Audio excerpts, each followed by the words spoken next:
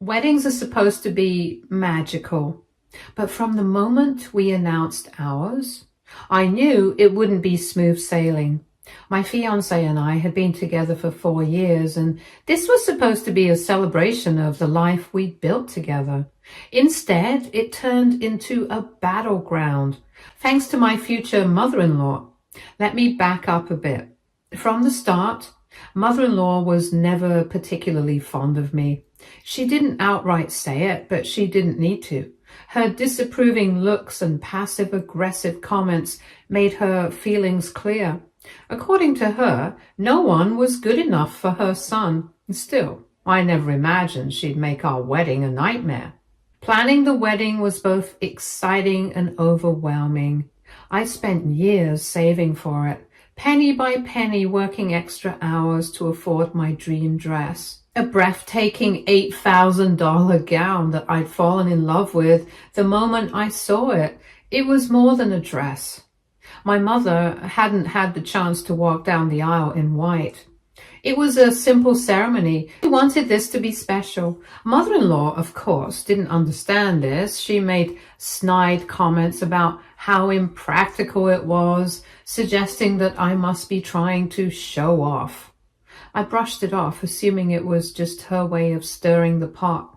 The real trouble began when sister-in-law, my fiancé's younger sister, announced she was divorcing her husband.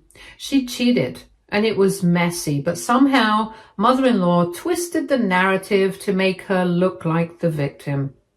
Sister-in-law wasn't just the golden child in mother-in-law's eyes. She was the sun, moon, and stars. Suddenly the focus shifted from our wedding to sister-in-law's healing process. A week after the announcement, mother-in-law came to me with her suggestion. She said it would be a wonderful gesture if I allowed sister-in-law to wear white to the wedding. She claimed it would raise her spirits and help her feel included, given everything she was going through. At first I thought she was joking, but her serious tone made it clear she wasn't. I politely declined, explaining that white was reserved for the bride, as tradition dictated. Mother-in-law's face hardened, and she said she thought I was being selfish. She argued that family comes first and that I should put aside my ego for sister-in-law's sake. My fiancé tried to diffuse the situation, suggesting we could find another way to make sister-in-law feel special, but mother-in-law wasn't having it. From that moment, the atmosphere shifted. Mother-in-law became colder, her disapproval of me more blatant. Every interaction felt like a power struggle. Sister-in-law wasn't any better. She started playing the victim, dramatically sighing during family gatherings and making comments like, "I guess some people just don't understand how hard it is to go through a divorce." It was clear she was aiming those words at me. Things escalated when mother-in-law started planting seeds of doubt among other family members. At one point, she told my fiancé's aunt that I was excluding sister-in-law from the wedding entirely, which wasn't true. Another time, she suggested to her husband that I was being unreasonable and making everything about myself. The family was buzzing and I was the villain in her story. I tried to stay focused on the wedding planning, but mother-in-law's interference made it nearly impossible. She had an opinion on everything. The flowers, the seating chart, even the menu. Each time I made a decision, she found a way to criticize it. She even tried to convince my fiancé that we didn't need such an elaborate ceremony and should just elope instead. He didn't agree, but her persistence was wearing on him. The breaking point came during a family dinner. Mother-in-law brought up the issue of sister-in-law wearing white again, this time in front of everyone. She said it was a shame. I couldn't be more accommodating given everything sister-in-law was going through. She even went as far as to suggest that I was being petty because I was jealous of sister-in-law. I couldn't believe what I was hearing. I calmly reminded her that it was my wedding and that I'd already made my decision. Mother-in-law scoffed, saying that if I truly cared about family, I wouldn't be so rigid. The sister-in-law burst into tears, claiming that she felt unwanted and excluded. The room was silent as everyone turned to look at me, waiting for my reaction. My fiancé finally spoke up, telling his mom that it was unfair to put me in this position. He said that I had been more than reasonable and that mother-in-law needed to respect our boundaries. Mother-in-law's response was chilling. She said that if we weren't willing to compromise, we'd regret it. Then she stood up and walked out, with sister-in-law trailing behind her. After that, things only got worse. Mother-in-law started pulling strings behind the scenes. Vendors began canceling appointments, citing miscommunications with mother-in-law, who had inserted herself as the point of contact without my knowledge. Flowers were delivered to the wrong address, and the cake order was mysteriously changed.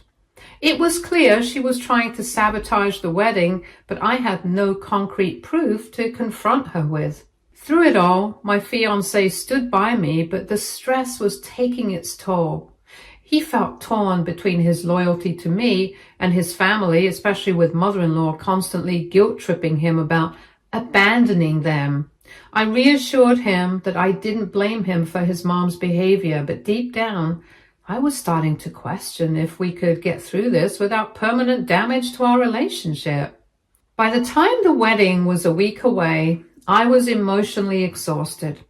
Every decision felt like a battle. Every step forward met with resistance from mother-in-law. I wanted to believe she'd back off eventually, but her final words at the dinner haunted me. "You'll regret it." Should I take her seriously? Update 1. 2 days before the wedding was supposed to be a joyous, calm evening, a chance to reflect on all the love and effort poured into making the big day special. Instead, it turned into a nightmare that would haunt me forever. I arrived at the venue hoping to do one last walkthrough and double-check that everything was in place. The caterers were finishing up their setup and the florist had left an hour ago. My wedding dress was stored securely in a designated room. It had taken years to save for that gown, and it was everything I had ever dreamed of. Delicate lace, a fitted bodice, and a flowing train that seemed to go on forever. Just the thought of putting it on filled me with excitement and pride. As I made my way towards the room, I noticed the door slightly ajar. A chill ran down my spine. I distinctly remembered making sure it was locked earlier in the day. My heart pounded in my chest as I pushed the door open, revealing a scene that felt like something out of a horror movie. There it was, my beautiful dress, now a heap of shredded fabric on the floor. The bodice was slashed down the middle, the intricate lace torn to ribbons. Stains, red, possibly wine, were splattered across the pristine white material, rendering it completely unwearable. My knees buckled and I had to grab onto the door frame to steady myself. I couldn't breathe. My mind raced with questions. Who would do this? Why? And then, as if the universe wanted to answer me directly, the venue's security guard appeared. He looked as shocked as I was and muttered something about reviewing the footage from the cameras outside the storage room. The next hour passed in a blur. I sat in a daze as the guard rewound the footage. When he froze the frame, my worst suspicions were confirmed. There, in grainy black and white, was my future mother-in-law, sneaking into the venue with a large bag. She exited less than 20 minutes later, her expression smug and self-satisfied. I couldn't believe my eyes. By the time I returned to the room, my fiancé was already on his way after a panicked call from me. He burst through the doors, frantic and out of breath, only to freeze when he saw the dress. His face twisted in horror and then rage. I handed him my phone with the security footage paused on his mother's face. He was silent for a long moment before finally muttering that he would handle it. He stepped out to make a call, and I could hear his raised voice from down the hall. Despite his efforts to shield me, the words she said over the phone were loud enough to cut through the air like a knife. She didn't deny it. In fact, she sounded proud. "She deserved it," she spat. "The girl has no respect for this family. Maybe now she'll learn that you don't bite the hand that feeds you." Hearing her venomous tone sent me over the edge. I snatched the phone from my fiancé and demanded to know how she could do something so cruel. Her response was chilling. She claimed that I had brought it on myself by refusing to let her daughter, her poor heartbroken girl, have a moment of recognition at my wedding. She ended the call by telling me that no man would want to marry a woman who couldn't even respect her in-laws. My fiancé was livid, pacing back and forth as he tried to figure out what to do. I could see the conflict in his eyes. He loved me, but he was also grappling with the fact that his mother, someone he had trusted and loved his entire life, was capable of something so vile. He assured me repeatedly that he would stand by me no matter what, but the pain in his voice was undeniable. Adding to the tension was my future sister-in-law, who had been eerily quiet throughout the ordeal. When I confronted her, asking if she had known or been involved, she refused to meet my gaze. Her hands fidgeted nervously in her lap as she muttered that she didn't want to take sides. That response was enough for me to conclude that she wasn't entirely innocent. Despite my devastation, I knew one thing for sure. I couldn't let this derail my wedding. The thought of giving mother-in-law the satisfaction of ruining my big day was unbearable. My fiancé, bless his heart, immediately sprang into action. He rallied our closest friends and family members, explaining the situation and asking for their help. Word spread quickly, and within an hour I had a small army of loved ones determined to save the day.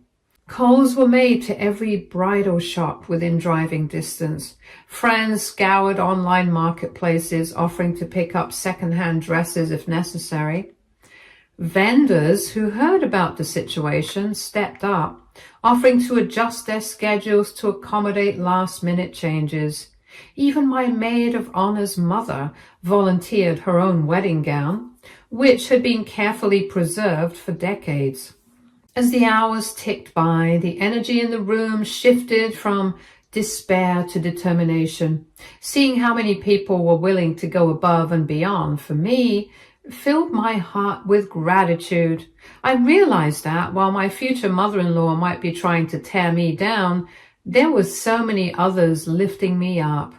Finally, in the early hours of the morning, a solution was found. A boutique owner who had heard about my predicament offered to lend me a stunning gown from her collection. It wasn't my dream dress, but it was beautiful and fit like a glove. As I stood in front of the mirror, surrounded by my friends and family, I felt a surge of hope. Mother-in-law might have tried to ruin my wedding, but she hadn't succeeded. The next morning, I woke up feeling a mixture of exhaustion and determination. My wedding day had arrived, and despite the chaos of the previous night, I was ready to face whatever came my way. Update 2.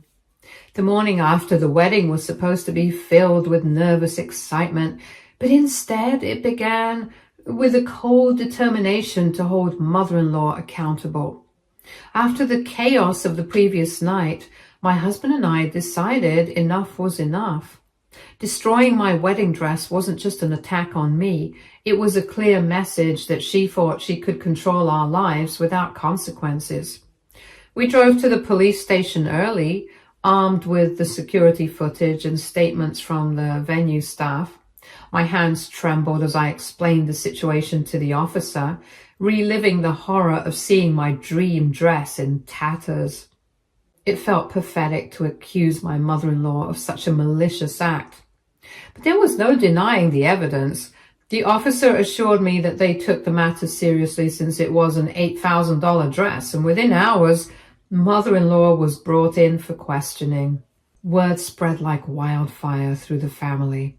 By midday, my phone was buzzing non-stop with calls and texts from relatives. Some messages were supportive, expressing outrage at mother-in-law's actions and offering help. Others, however, were less kind. My husband's aunt called me petty for involving the police, insisting that family disputes should be handled privately. Another cousin accused me of ruining mother-in-law's life over a dress, as if her actions weren't to blame. It was exhausting, but I refused to back down. What she did was not just disrespectful, it was illegal. Meanwhile, sister-in-law's silence was deafening. She hadn't reached out to defend her mother or apologize for her part in the drama.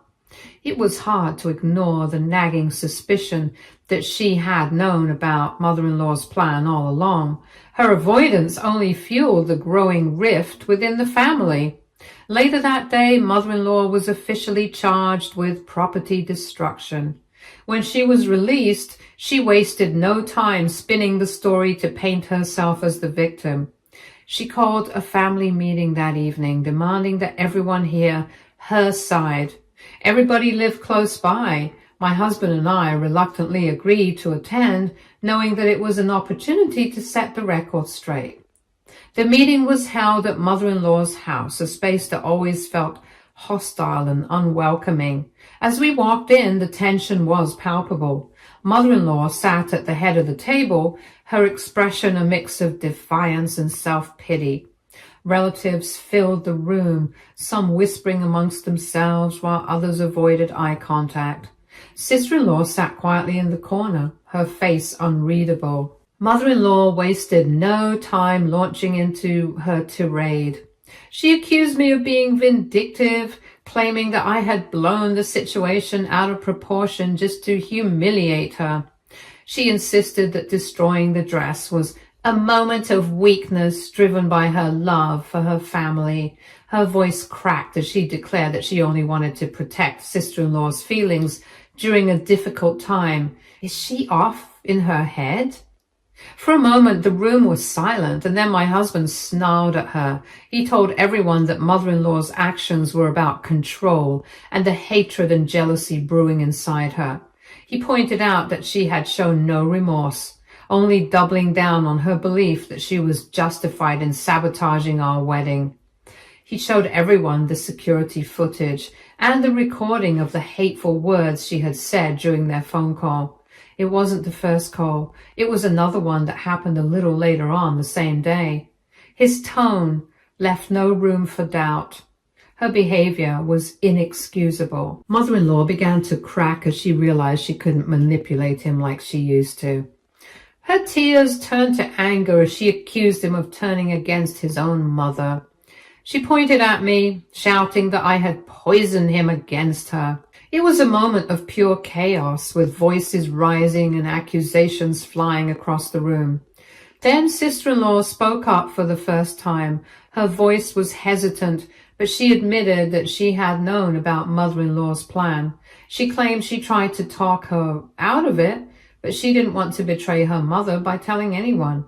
Her confession was met with stunned silence. I felt a surge of anger. I looked at her grimly. Sister-in-law's inaction had made her complicit, and now the truth was out. The meeting ended in disaster. Some relatives stormed out, unable to reconcile their loyalty to mother-in-law with the undeniable evidence of her wrongdoing. Others stayed behind to comfort her, still choosing to believe her twisted narrative. My husband and I left, feeling a mixture of relief and exhaustion. The lines had been drawn, and it was clear that the family would never be the same. In the days following the meeting, the fallout continued. News of mother-in-law's arrest spread beyond the family, reaching her social circle and the local community. Friends and acquaintances distanced themselves, unwilling to associate with someone involved in such a scandal. Sister-in-law, too, faced backlash as her own friends questioned her integrity. The isolation they had inflicted on me was now coming full circle. Mother-in-law, however, refused to take accountability. She doubled down on her victim narrative, telling anyone who would listen that I had overreacted and ruined her life. But the more she tried to deflect blame, the more isolated she became. Even some of her staunchest supporters began to see through her manipulations. For my husband and me, the experience was both heartbreaking and eye-opening.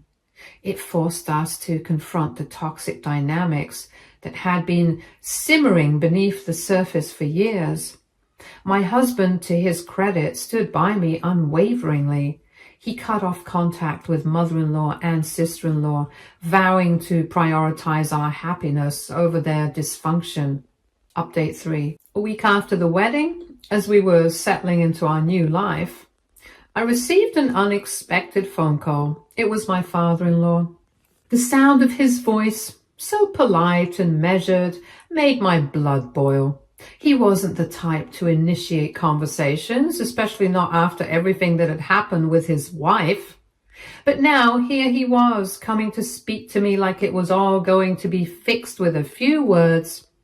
He started off cautiously, saying that he hoped I was doing well. His tone was neutral but guarded, as if trying to tiptoe around something delicate. I could barely keep my composure and replied flatly that I was fine, before asking what he wanted.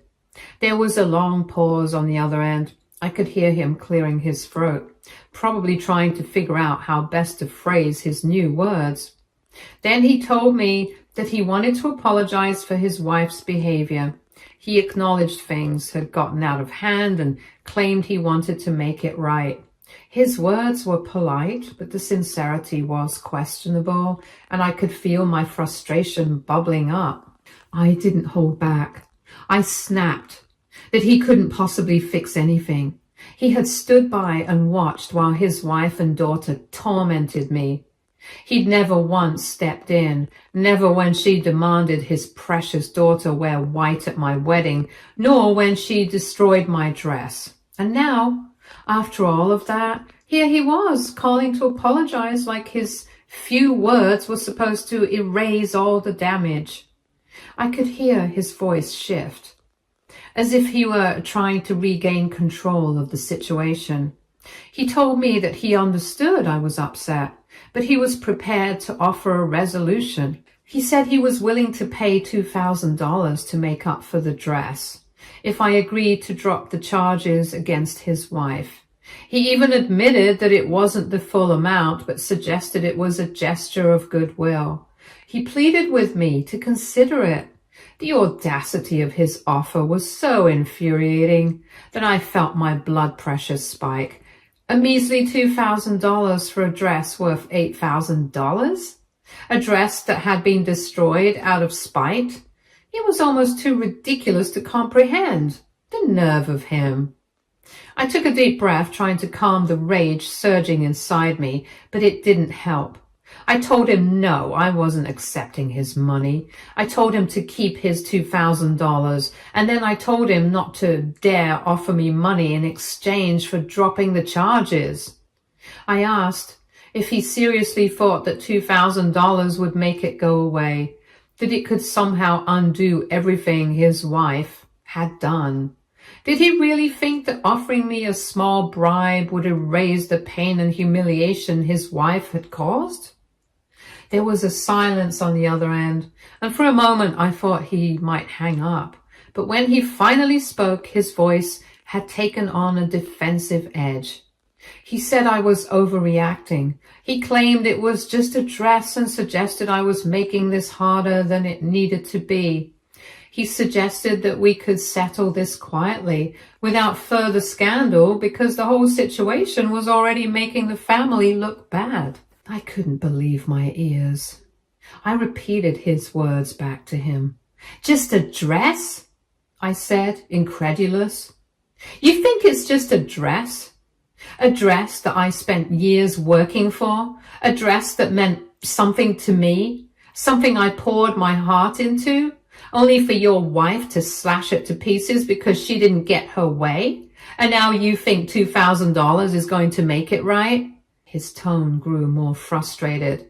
He told me he was just trying to help, that he was trying to make amends, and that I was making it harder than it needed to be. I didn't hold back any longer.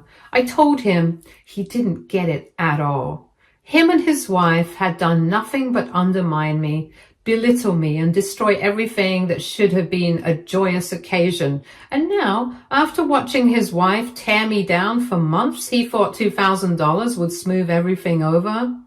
I told him he should be ashamed of himself. There was another moment of silence, and then a quieter voice came through, but it was no less frustrating. He asked if I was really going to press charges, really going to let this tear the family apart.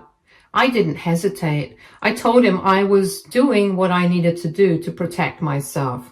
I told him that he had never once stood up to his wife, never said a word when she crossed the line. He'd done nothing when she humiliated me, made demands, and destroyed my wedding day. And now he thought he could fix it all with a pathetic offer of money. I told him he wasn't going to buy his way out of this. He wasn't going to guilt me into dropping the charges. I told him that I was done with his wife and I was done with him. He muttered something else, but by then I was done. I hung up before he could finish. I was shaking with anger, my heart still pounding. I couldn't believe the nerve of that conversation, as if I would just accept a check and pretend nothing had happened. That night, as my husband and I sat together in the quiet of our home, I recounted the phone call. He could tell something was still bothering me, so I told him everything. I told him about the money, the apology, the way his father had acted like $2,000 could undo everything. His face twisted with disbelief as I spoke. "He actually offered you money?" he asked, his voice thick with anger. He pulled me close, his arms wrapping around me as he held me tight. "You did the right thing. You've stood up for yourself this whole time, and I'm proud of you. We're moving forward with the charges, no matter what they think." Update 4. The day of the family court hearing arrived, and the weight of it felt unbearable. I had no idea how it would unfold, but I knew I had to go through with it. As the court date approached, the tension between my in-laws and me only escalated. My father-in-law and mother-in-law had spent weeks calling and texting, trying to convince me to drop the charges, even offering the measly $2,000 to settle the matter. But I refused. I wasn't going to let them get away with it, not after everything they'd put me through, not after my mother-in-law had destroyed my wedding dress out of spite. When we walked into the courtroom, the air was thick with tension. My in-laws were already seated. My father-in-law had on his usual stiff, controlling demeanor, while my mother-in-law looked surprisingly calm, almost too calm for someone who was about to face serious consequences. But I could see the tightness in her jaw, the slight tremor in her hands. She knew what was coming, and despite all her bravado, she couldn't hide the fear. I took a deep breath as we all stood to greet the judge. She was a middle-aged woman with a no-nonsense attitude, her expression stern and focused. I could tell right away that she was not someone who would tolerate any nonsense.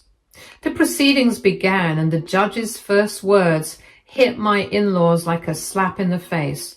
She didn't mince words. She said the case was about destruction of property and emotional harm. She pointed out that my mother-in-law had intentionally and maliciously destroyed the plaintiff's wedding dress. The judge made it clear that my mother-in-law's actions had caused more harm than just the physical damage to the dress. My mother-in-law's face paled slightly, but she stood her ground. She remained silent, though I thought I could see the guilt in her eyes, if she had any, that is. My father-in-law, on the other hand, seemed to grow defensive. He shifted in his seat, his eyes darting around the room, clearly uncomfortable under the judge's direct gaze. When it was my turn to speak, I stood up with a steady resolve. I recounted the entire ordeal from the beginning, the unreasonable demands for my sister-in-law to wear white, to the destruction of my dress and everything that had followed. I made it clear how much this had affected me emotionally and how much I had invested in that dress, both financially and emotionally. The weight of it all felt like a physical burden as I spoke, but I didn't let myself falter. The judge listened carefully, her gaze unwavering. She seemed to understand the depth of the situation. After hearing my testimony, she called on my father-in-law to speak.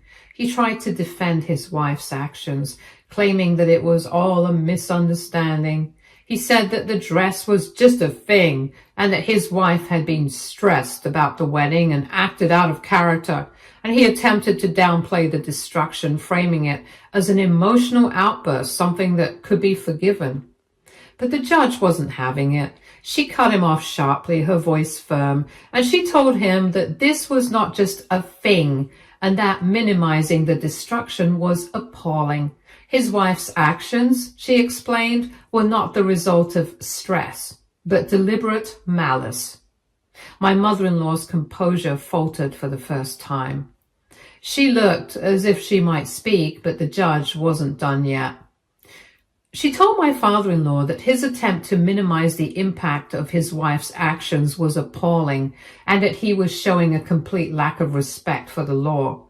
The judge made it clear that this was not a family matter to be swept under the rug. It was a legal matter, and the consequences would be serious. The judge then paused and turned to me, and she gave me a moment of acknowledgement before addressing the court. She reviewed the evidence and without hesitation declared that my mother-in-law had intentionally destroyed the dress. She found that there was no remorse or valid explanation for her actions and stated that she found in favor of the plaintiff. My heart raced as the judge continued. She ordered that my in-laws pay the full value of the dress, $8,000, and on top of that, she ruled that they would be required to pay for emotional damages, which the judge found appropriate given the circumstances. She concluded that the total damages, including emotional harm, would come to $10,000. There was a stunned silence in the room. My mother-in-law's face went pale. Her eyes widened in shock. She couldn't believe what was happening. My father-in-law, on the other hand, looked like he might choke on his own anger. The weight of the judgment was too much for them to handle. The judge didn't stop there. She looked directly at my father-in-law and stated that the attempted bribery would not go unpunished. She reminded him that he had tried to undermine the justice system by offering me $2,000 to drop the charges, and it wasn't a peace offering. He had kept harassing me to accept it right up until the court date.